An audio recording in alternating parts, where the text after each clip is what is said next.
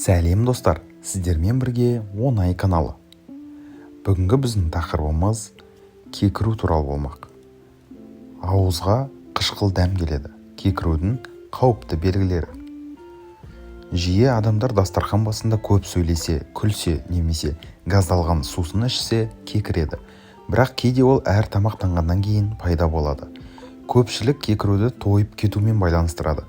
Алайда ол әркез тойып кетуден болмайды. Егер жиі кекірсеңіз, бұл ағзадағы қандай да бір проблеманы білдіруі мүмкін. Егер кекіру тойымды түскі немесе кешкі астан кейін және ауа бір рет шығып кетсе, бұл қауіпті емес. Әдетте асығыс тамақтанғаннан, әсіресе газы бар сусындарды көп ішіп жеп қойсаңыз, кекірік пайда болуы мүмкін.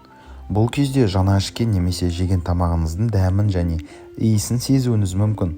Мұндай кекірудің зияны жоқ. Алайда келесі белгілер сізді ойландыруы қажет. Бірінші, әр тамақтанғаннан кейін және не жегеніңізге қарамастан кекірік пайда болады. Кекіріктен соң қыжыл пайда болады. Үшінші, кекіріктен жағымсыз иіс шығады. Төртінші, кекіріктен соң ауызда қышқыл, ащы, сасық иіс қалады. Және де 5, асқазаныңызда ауырлық пайда болады. 6, ішіңіз бұрқылдайды, үлкен дәретпен проблема пайда болады. Және де 7, кекірік аш қарынға немесе тамақтанғаннан кейін бірнеше сағат өткен соң бірнеше рет пайда болады. Егер өзіңізден бұл белгілерді байқасаңыз, дәрігерге көрінуі қажет.